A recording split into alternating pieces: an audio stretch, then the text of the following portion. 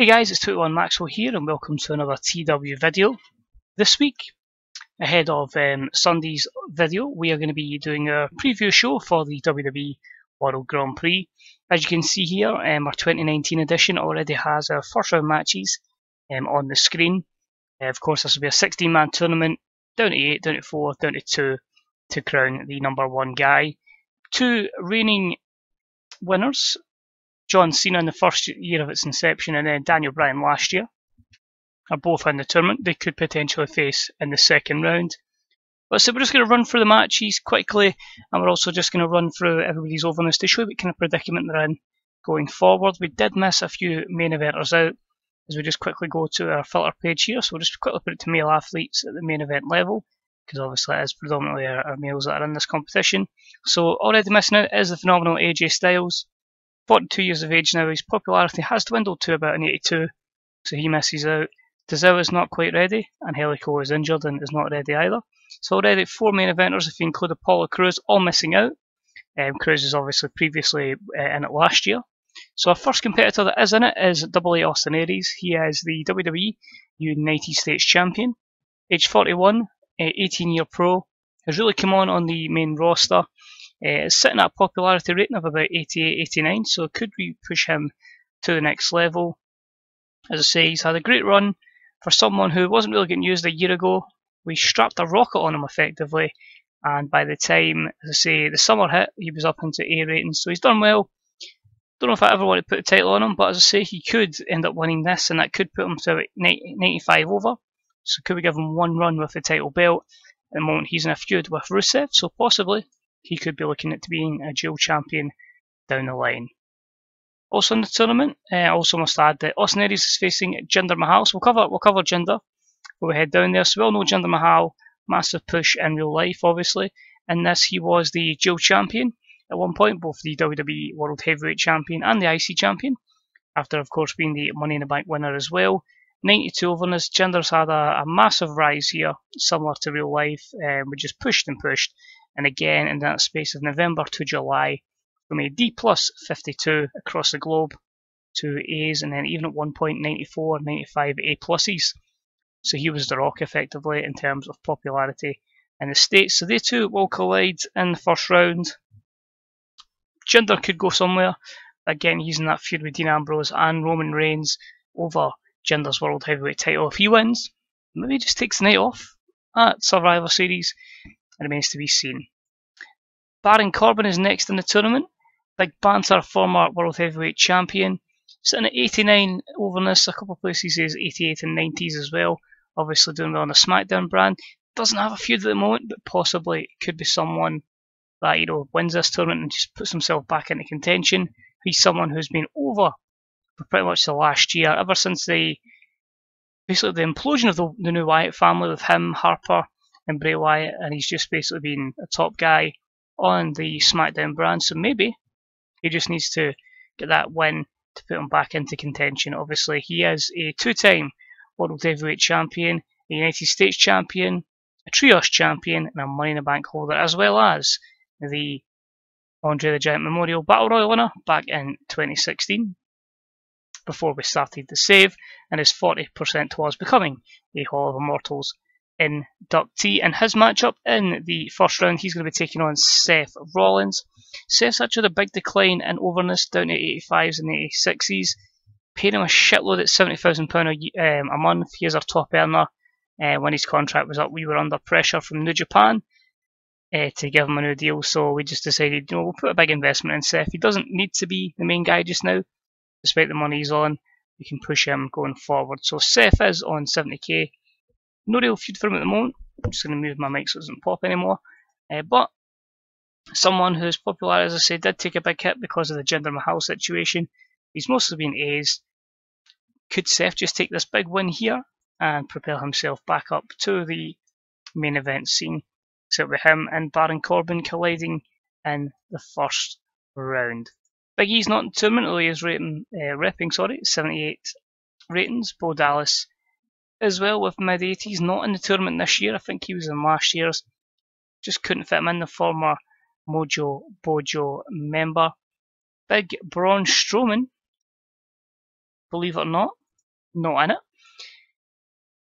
It's weird with Big Braun, he's dropped to 78 over. A couple of feuds we've had recently just haven't been to the level previously. He had a great run basically up until January.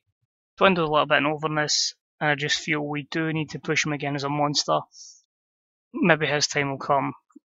Royal Rumble get into the next year, but again, being 36, we do need to look at other talents, but we'll see with Big Braun. Bray not in the tournament, again a bit of an upset there that Bray Wyatt wasn't in the tournament. Just one of those ones where unfortunately, overness at 84s, Bray's not really much to do on Raw. A couple of good feuds and all that, but again, just sitting at that B+. B+ player just can't get himself in to the top end. Cesaro doing well in the tag division with Chris Hero, hence they're not in it. Daniels, of course, with AJ. Daniel Bryan's a weird one. It's in at 86 to 88 over. He's also on big money on the Raw brand. Bryan again, he had the run with the championship. Obviously lost it to Kevin Owens. He's always been insanely over, but this is the first proper month where he hasn't been over. Could take this tournament to rejigger his interest, but at 38 years of age, again, maybe his time has passed. Obviously, he's reigning champion, so he'll be looking to defend it. Daniel Bryan takes on Randy Orton in the first round. Randy's obviously dropped a little bit, down at 83 over. Main eventer though on the SmackDown brand. He's obviously had feuds previously with the likes of Seth Rollins and probably a few others I can't remember off the top of my head. In terms of Randy's overness, again just falling between that 80-90 kind of period. He's probably dwindled a little bit. At 39 has his best days behind him. Next up as we go down here, as I say, is Dean Ambrose, the Lunatic Fringe. Dean was really struggling, but as I say, this program, this turn on Roman Reigns, which just basically boosted him back up from that 84 he was at, back up to mid-90s. As I say, we'd had him as a babyface for a long period of time, and this feud with him and Roman Reigns is something to be, it could be something massive. As I say, 50% on the way to becoming a Hall of Immortals inductee, and he's going to be starting off against the man who has 16 World Championships. He's looking for 17. Could winning this give him that opportunity, as of course John Cena. 88 over across the board. Popularity wise, kind of fixes between 98 and 88, as of course his physical skills have declined massively. Big feud with KO right now. As I say, is KO prevent him from being that 17-time champion, but maybe Cena just needs this win to put him into the right perspective. Dolph Ziggler, upper mid card, as I say, he's feuding with at this moment in time. Adam Cole. Drew McIntyre, a bit of a surprise one here. The reason that Seth's overness declined was because Drew was in a program with him, and Drew gained massive overness, obviously up to mid-80s now. Drew's popularity previously was sitting at the 60s, so a good couple of wins. He was really struggling even in the summer, but as I say, a couple of good wins has pushed him to that B+ area. Maybe a good showing here could see him maybe cement himself into the A level. He's obviously feuding at the moment with Sami Zayn. He's a first round match against Shane Strickland. There's another one who was highly rated on our creative meetings, so we gave him a massive push, really got behind him. He's went from 57 over, good run with the Cruiserweight Championship, as a B-, now into a B as he feuds with The Miz, so it'll be interesting to see if he can propel himself to the next level. Grand Metalik obviously doing good things with the Cruiserweight Championship. Jeff Hardy has a program coming up. That'll be fun, obviously through Jinder, John Cena. Kevin Owens we haven't covered as of yet. He will, as I say, be in the first round as well. 87 over, the former champion, obviously him and his stablemates, the Revival and Samoa Joe, had a little bit of tension recently because of Samoa Joe capturing the championship in that big matchup previously. He's kind of flickered between a B+ and an A. Big things in the future for Kevin Owens. Will it be this championship though? Remains to be seen as he takes on the big dog in the first round, which is of course Roman Reigns. This feud between him and Ambrose has really escalated and really improved both guys' overness. Roman back up to a 94. He's not had the championship, I think, for a while. Let's just check last time he was champion.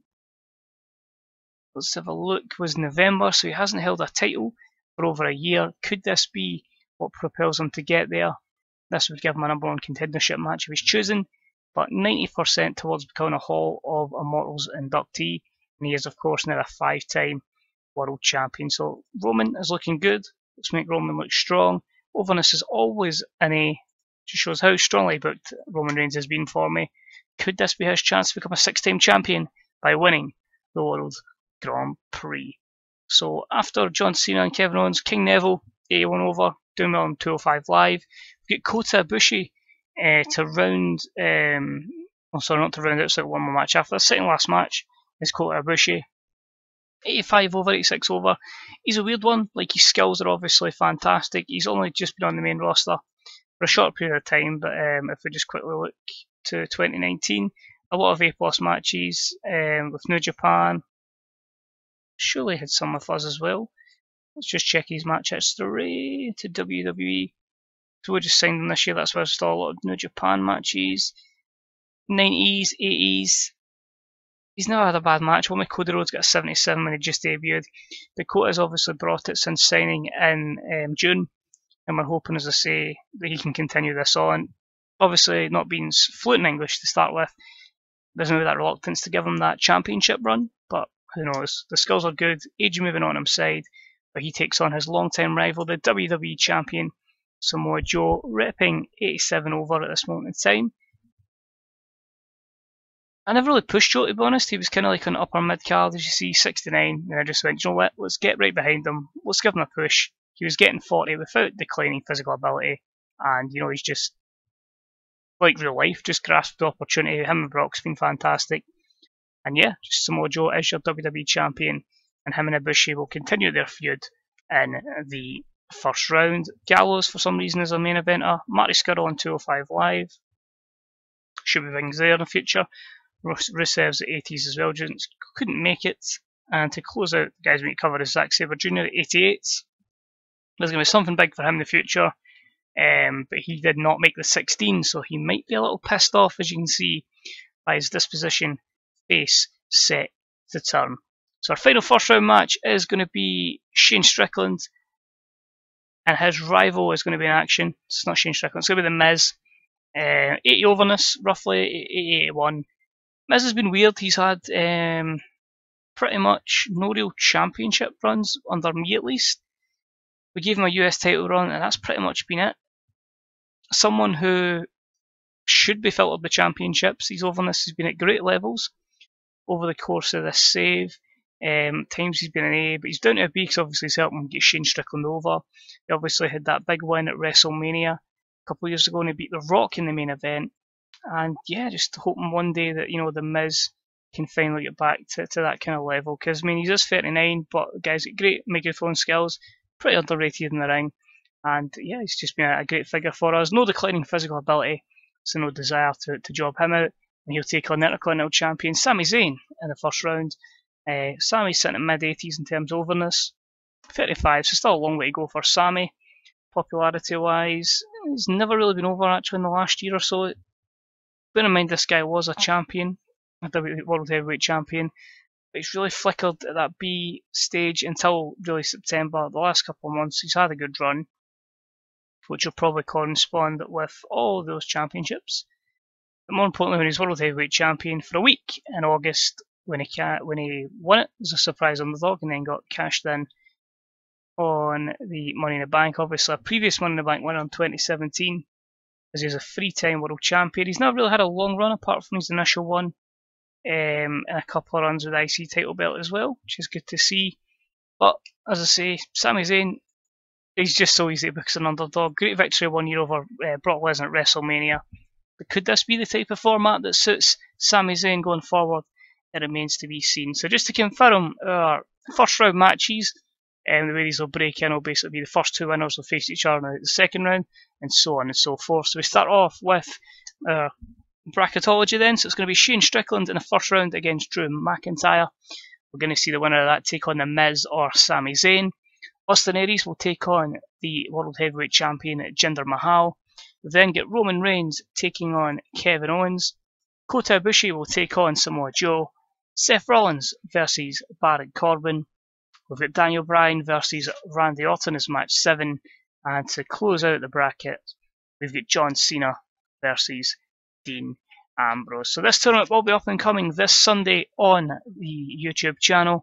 As I say, if you want to get your predictions in now, who do you feel is going to be the top man who's going to win the World Grand Prix for 2019 and give themselves an opportunity for the WWE or World Heavyweight Championship at the Survivor Series 2019, or will a champion win and have to give us a number one contender from some other means. So get predictions in, guys. Any likes, comments, subscriptions. Let me know if you've had a similar type tournament. Who are you booking? How is going over in your kind of tournaments? Are you keeping it to a one-night affair, or have you tried the ridiculous thing like I did last year? Sorry, 2 years ago, where we done the G1 type thing with 19 shows, which kind of killed that a little bit. So let me know what you think, guys. This is a historical pay-per-view because we had 19 shows of it already, thanks to the first run of it. But yeah, should be good. Hoping for a good rating, and hopefully, as I say, we can build a few stars back up to the main level, ensuring we have a successful Survivor Series. So thanks for watching, guys. Take it easy. I'll see you on Sunday for the WWE World Grand Prix 2019. Take it easy. Bye-bye.